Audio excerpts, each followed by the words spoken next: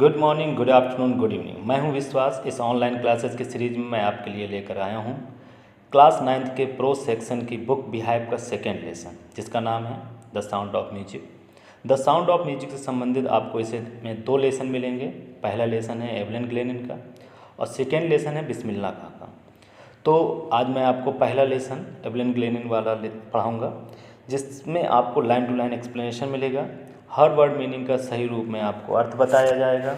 आपको ये बताया जाएगा कि इसमें कौन कौन सी चीज़ें आपके लिए महत्वपूर्ण हैं।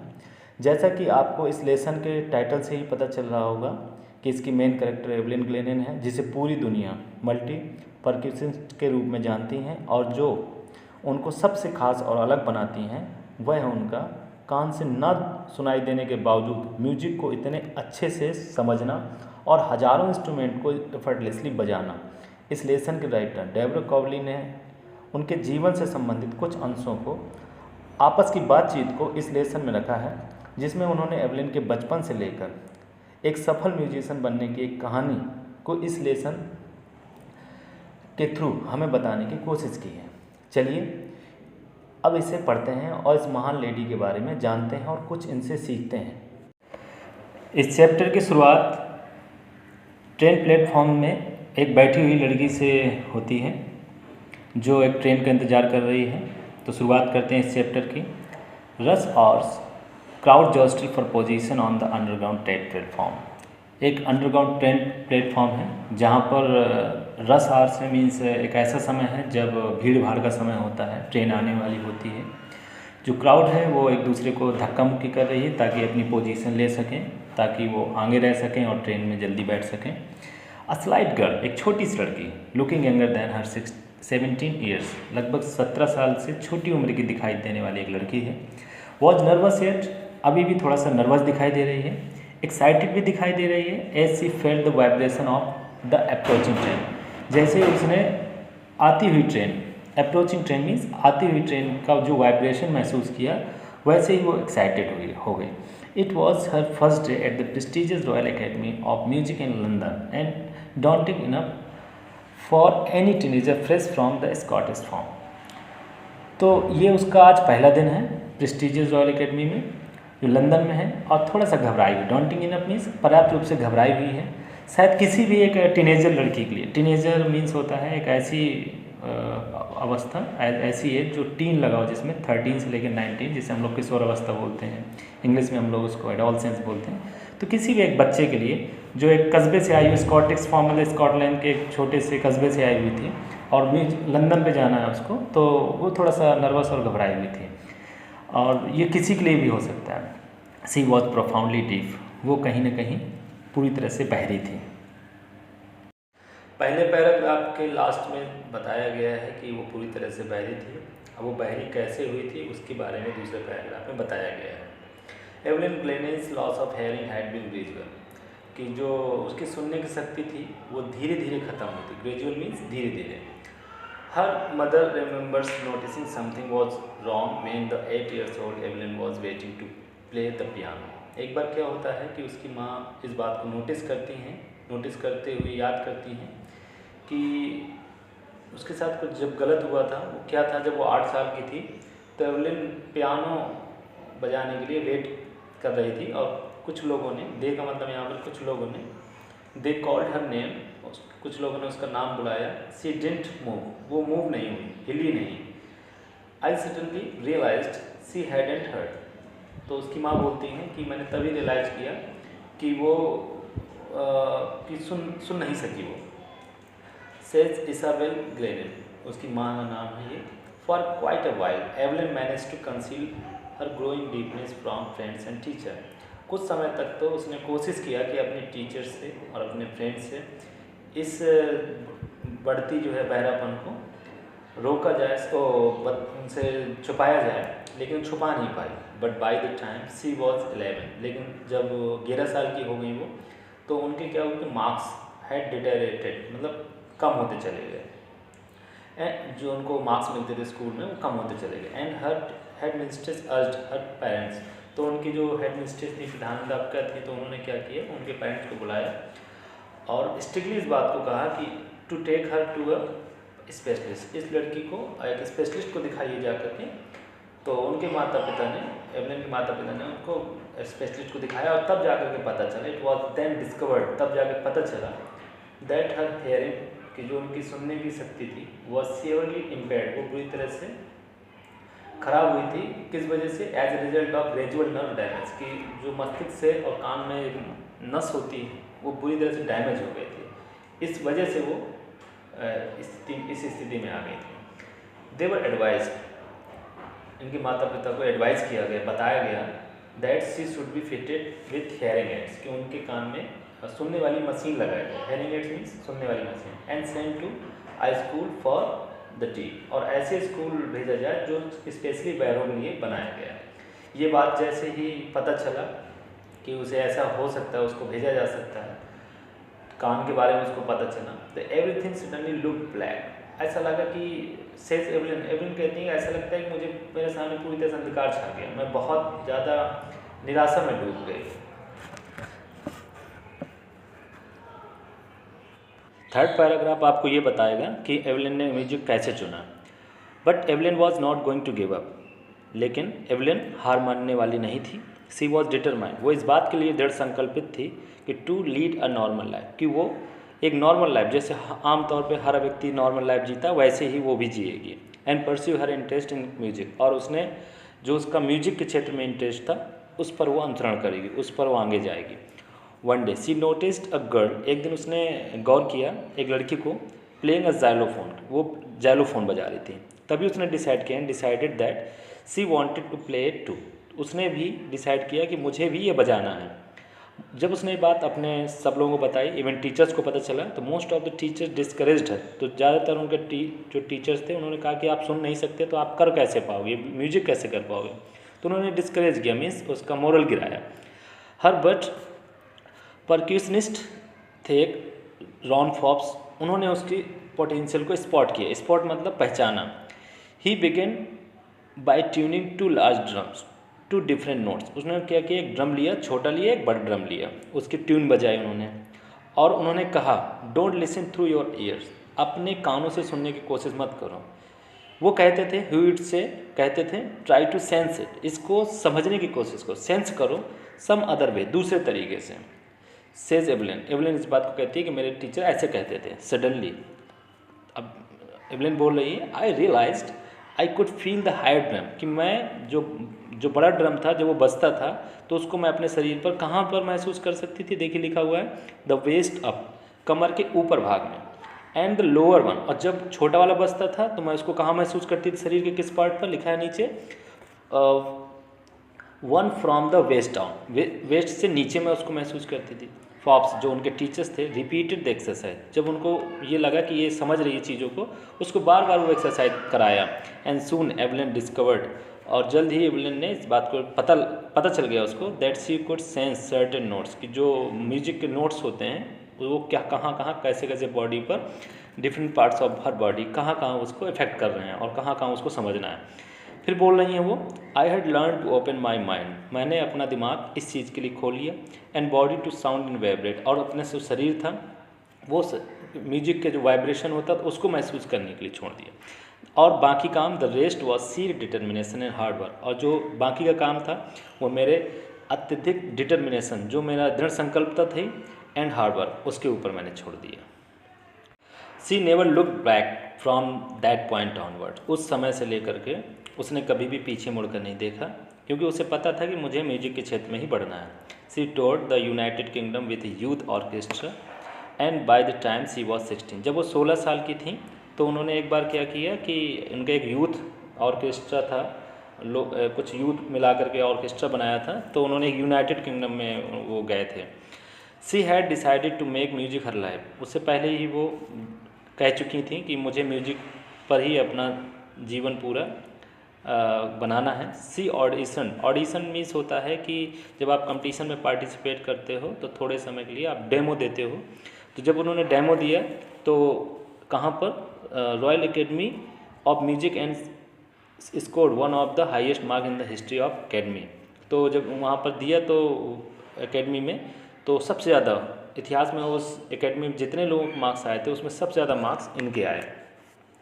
सी ग्रेजुअली मूव्ड, धीरे धीरे क्या हुआ, आगे बढ़ी, फ्रॉम ऑर्केस्ट्रल वर्क में आगे बढ़ी, टू सोलो परफॉर्मेंस, अकेले करते हुए, अकेले परफॉर्मेंस करते हुए। At the end of her 3 years course, जब उनका 3 साल का कोर्स उस जगह पर ख़त्म हो गया, समाप्त हो गया, तब तक she had captured most of the top awards, तब तक उन्होंने जितने भी टॉप अवार्ड्स थे तब तक उन्होंने हथिया लिए थे, जीत लिए थे, उन्होंने वहाँ पर अपने नाम कर लिए थे। एंड फॉर ऑल दिस, और इन सब चीज़ों के बीच में लोग कहते थे Evelyn won't accept any hint of heroic achievements, कि जब कभी भी उन्हें अवार्ड मिलता था तो उस चीज़ को लोग कभी घमंड नहीं करती थी और ऐसा नहीं मानती थी कि बहुत हीरोइक अचीवमेंट है। वो कहती थी इफ़ यू वर्क हार्ड, यदि आप कठिन परिश्रम करते हो, एंड नो, और आपको पता है, वेयर यू आर गोइंग, कि आपको जा कहाँ रहे हो, आप किस ओर बढ़ रहे हो, यू विल गेट देयर, तो आप निश्चित रूप से सफलता प्राप्त करोगे। And she got right to the top, और इसीलिए उन्होंने टॉप हासिल किया। टॉप मतलब ऊंचाई हासिल की। The word most sought after, एक पूरे वर्ड में सबसे ज़्यादा डिमांडिंग, सॉट आफ्टर मीन्स होता है डिमांडिंग, मल्टी परक्यूशनिस्ट, जो मल्टी म्यूजिशियंस थी वो मानी गई, with a mastery of some 1000 instrument, और उनकी जो मास्टरी थी किस पर थी, हज़ारों इंस्ट्रूमेंट बजाने की थी। इसीलिए उनके जो शेड्यूल्स थे एंड हेक्टिक इंटरनेशनल शेड्यूल, और जो उनके शेड्यूल थे वो हेक्टिक थे, बहुत व्यस्त थे, और पूरे वर्ल्ड में उनको बुलाया जाता था प्रोग्राम्स के लिए। It is intriguing to watch Evelyn function so effortlessly without hearing. बताया जाता है उनके बारे में कि जब कभी भी उनका फंक्शन देखा जाता था और बजाती थी इंस्ट्रूमेंट तो बहुत ज़्यादा लुभावना होता, बहुत इंटरेस्टिंग होता था। In our discussion she never missed a word, इसमें जो राइटर हैं डेवर कावली, उनके बीच में डिस्कशन हुआ था, इंटरव्यू हुआ था, उसी इंटरव्यू का छोटा सा पार्ट्स इस बुक में रखा गया है। तो कहते हैं कि जब मेरा डिस्कशन हो रहा था तो एक भी वर्ड मैं जो बोलता था उसको मिस नहीं करती थी, वो इतनी स्मार्ट थी। एक बार तो उन्होंने इंटरव्यू में इस बात की चर्चा भी किया, हंसी की उन्होंने, सी लाफ्ड, उन्होंने हंसी, कहा उन्होंने man with bushy beard give me trouble. तो क्या था कि जो बड़े बड़ी दाढ़ी वाले लोग होते हैं, झाड़ीदार, वो मुझे बहुत परेशान करते हैं, उनको देख कर मुझे बड़ी परेशानी होती है। It is not just watching the lips, it's the whole face specially the eyes. वो कहती हैं कि मैं जो लोगों की भाषाएं समझ लेती हूँ कि क्या बोला जा रहा है सामने, सिर्फ ऐसा नहीं था कि मैं सिर्फ उनके लिप्स को पढ़ रही हूँ, जबकि मैं उनके चेहरे की और स्पेशली उनकी आंखें, जो सामने वाले की आंखें होती उसको समझ करके मैं समझ रही हूँ कि सामने वाला क्या बोल रहा है। She speaks flawlessly with a Scottish lilt, जब वो बहुत अच्छी तरीके से विदाउट किसी हेजिटेशन और फॉल्ट के, वो स्कॉटिश लिट मीन्स होता है एक्सेंट, जो भाषा थी स्कॉटलैंड की, वो उसको बहुत ही आसानी से बोलती चली जाती थी। My speech is clear because I could hair till I was 11। जब मैं कहती हैं कि जब मैं 11 साल की थी तब से मैं ये लैंग्वेज मुझे आती है, और मैं जन्म से बहरी नहीं हूँ कि मैं सुन नहीं सकती थी तो, और मैं उसको सीख नहीं सकती थी, मुझे 11 साल तक उसको पता था कि कैसे मुझे बोलना है। सी सेड, वो कहती हैं, but that doesn't explain how she manage to learn French and master basic Japanese. लेकिन इस बात का इंटरव्यू में उन्होंने चर्चा नहीं किया कि उन्होंने फ्रेंच कैसे सीखा और जैपनीज लैंग्वेज कैसे सीखा। As for music she explains, जहाँ तक म्यूजिक की बात है वो इस बात को एक्सप्लेन करती हैं और बताती हैं, it pores in through every part of my body. ऐसा लगता है कि जब म्यूजिक बजता है तो मेरे रग रग में ऐसा लगता है इसको उड़ेल दिया गया हो। इट टिंगल्स, जब ये इसकी झंकार होती है, सेंसेशन होता है, तो कहाँ कहाँ होता है, मेरी स्किन में होता है, माई चीक बोन, मेरे गाल की हड्डियों में होता है, इवन माई हेयर, यहाँ तक कि मेरे बालों में भी उसकी सनसनाहट सुनाई देती है। When she plays the xylophone, कहती हैं जब वो जाइलोफोन बजाती हैं, सी कैन सेंस, वो महसूस कर सकती हैं, the sound passing up the stick into her finger tips, कि जो पोर होती हैं आगे के हिस्से में, उस पर वो जो उसका साउंड होता है वहाँ तक मैं महसूस कर सकती हूँ। By leaning against the drum, कहती हैं जब मैं ड्रम बजाने के लिए आगे झुकती हूँ तो कहती हैं she can feel resonance flowing into her body, तो जो उसका इको होता है, उसकी गूंज होती है, वो पूरे उनके बॉडी तक महसूस की जा सकती थी। इसके बाद और वो क्या क्या करती हैं, on a wooden platform she removes her shoes so that the vibration pass through her bare feet and up her legs. लकड़ी का जो प्लेटफॉर्म होता था जिसमें वो बैठ करके बजाती थी, तो अपने जूते चप्पल उतार देती थी ताकि जो भी वाइब्रेशन होता था म्यूजिक का वो पैरों से होते हुए उसको महसूस कर सकें। नॉट सरप्राइजिंगली, इस पर आश्चर्य नहीं था, एवलिन डिलाइट्स हर ऑडियंस, वो अपने ऑडियंस को, जो श्रोतागण होते थे, उनको बहुत ज़्यादा डिलाइट करती थी, बहुत खुश करती थी अपने परफॉर्मेंस से। इन 1991 की बात है, सी वॉज प्रेजेंटेड, उनको पुरस्कृत किया गया, किससे पुरस्कृत किया गया? With the Royal Philharmonic Society's prestigious soloist of the year award. इस अवार्ड से उनको सम्मानित किया गया।